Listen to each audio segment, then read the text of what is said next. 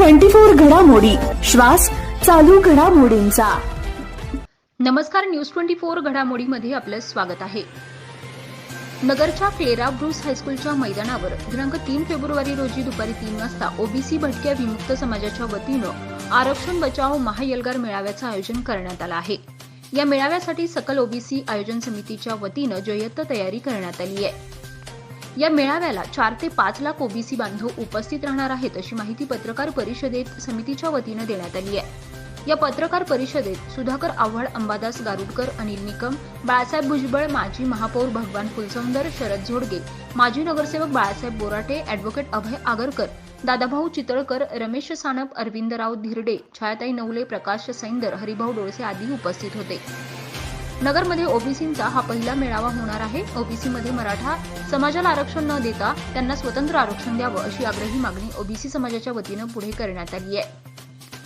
नगरमध्ये ओबीसींचा हा पहिला भव्य मेळावा होणार आहे। ओबीसीमध्ये मराठा समाजाला आरक्षण न देता त्यांना स्वतंत्र आरक्षण द्यावं, अशी आग्रही मागणी ओबीसी समाजाच्या वतीनं पुढे करण्यात आली आहे। या मेळाव्याला लाखोंच्या संख्येनं ओबीसी समाज उपस्थित राहणार आहे। या मेळाव्यासाठी स्वतंत्र पार्किंगची व्यवस्था करण्यात आली आहे। नगर शहरातील पार्किंगची व्यवस्था पांजरकोळ मैदान, डॉक्टर बाबासाहेब आंबेडकर पुतळ्याजवळ, मार्केट यार्ड चौक, वायएमसी मैदान, खालकर हॉस्पिटलजवळ, अहमदनगर बॉईज हॉस्टेल मैदान अशा विविध ठिकाणी करण्यात आली आहे। तर रुग्णवाहिकेची देखील व्यवस्था करण्यात आली आहे। तर या महाएल्गार मेळाव्यासाठी ओबीसी समाजानं मोठ्या संख्येनं उपस्थित राहावं, असं आवाहन आयोजन समितीच्या वतीनं करण्यात आलंय। आज या ठिकाणी उद्या परवा दिवशीच्या 3 तारखेला जो ओबीसीचा एल्गार मेळावा आयोजित केला आणि त्या निमित्तानं आमचं म्हणणं काय हे मांडण्यासाठी प्रेस कॉन्फरन्स आयोजित केलेली आहे आणि त्यासाठी आपण सर्वजण आलात। सर्व पत्रकार बंधूंचं मी पहिल्यांदा मनापासून स्वागत करतो, आभार मानतो। मी आपल्याला सांगू इच्छितो की देश स्वतंत्र होऊन 75 वर्ष झाली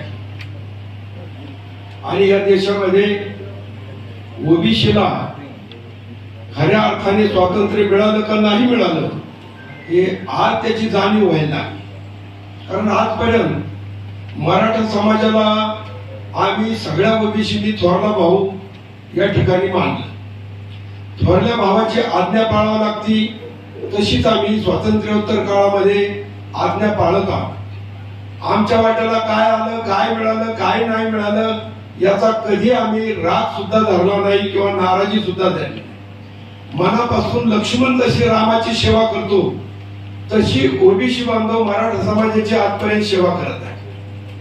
कधी सत्तेचा वाटा मिळाला नाही, कधी निर्णय प्रक्रियेत कोणी घेतलं नाही, कधी मान सन्मान मिळाला नाही, तरी सुद्धा निमूटपणे थोरल्या भावाचा मान ठेवायचा अशा पद्धतीने गुन्ह्या गोविंदांनी खेड्यातली शहरातली सगळी मंडळी आजपर्यंत नांदत आली।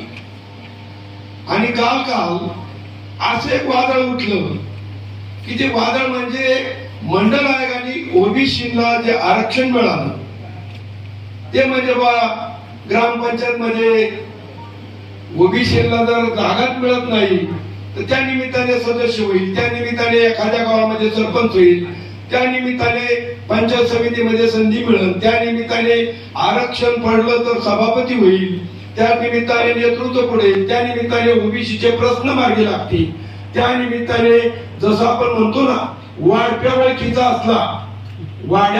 असला तर जेवण मान सन्मानातही यथेच्छ होत। आणि जर वाट्यात ओळखीचा नसला आणि पंगत जर मोठी बसली तर मात्र समाधानकारक आणि मान सन्मानाने जेवण मिळत नाही। त्यांच्याशी संवाद साधणार आहोत की नेमकं याचं नियोजन कसं असणार आहे। उद्या जो मेळावा पार पडणार आहे तर काय नियोजन असणार आहे आपलं?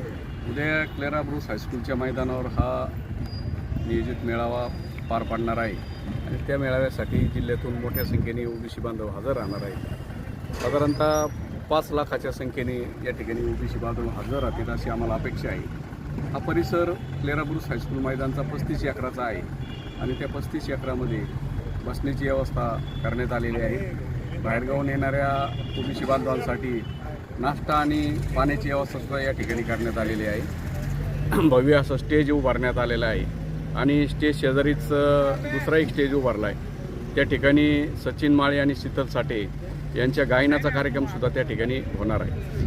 मराठा समाजाच्या आरक्षणासंदर्भात जी अधिसूचना निघली त्यानंतर आता ओबीसी समाज कुठेतरी एकटावला जात आहे आणि त्यानंतर हा मोठा एल्गार मेळावा पार पडतोय. कसं पाहताय तुम्ही? अगदी बरोबर आहे की ज्यावेळेला मराठा समाजाला आरक्षण देण्याचा विषय निघाला त्यावेळेला मराठा समाजाला आरक्षण देत असताना आम्ही सर्व मंडळींनी सुद्धा त्या आरक्षणाला पाठिंबा दिलेला होता आणि शासनाने सुद्धा सांगितलं होतं की मराठा समाजाला आरक्षण देत असताना ओबीसीच्या आरक्षणाला धक्का लागणार नाही. परंतु आता ज्या पद्धतीने अध्यादेश वगैरे निघत आहेत ते पाहिलं तर निश्चितपणानं मराठा ओबीसी आरक्षणाला धक्का हा लागत आहे.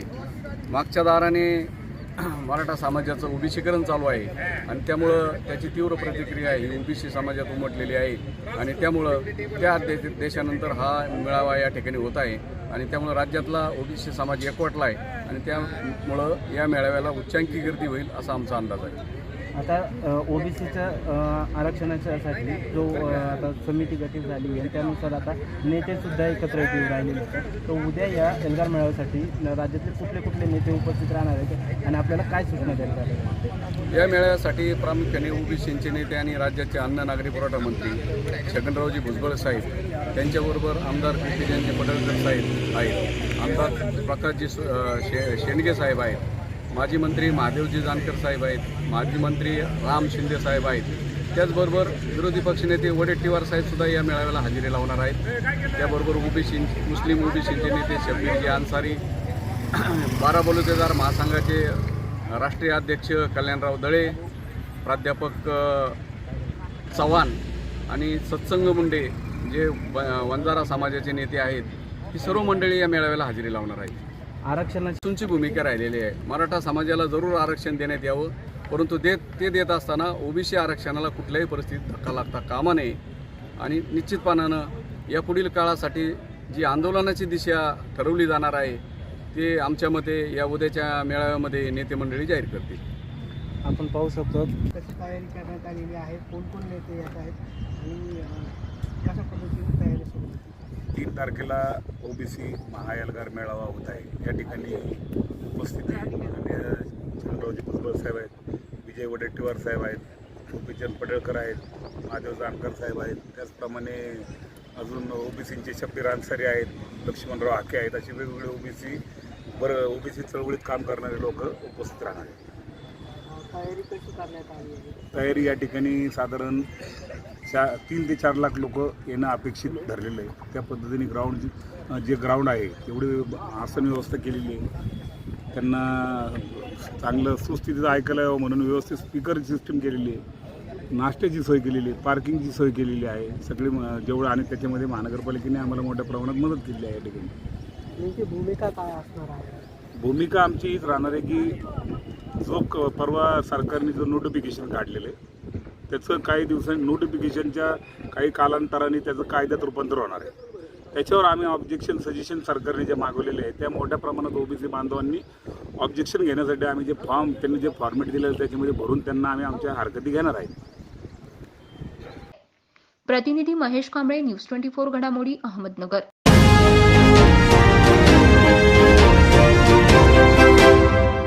न्यूज 24 घडामोडी, श्वास चालू घडामोडींचा.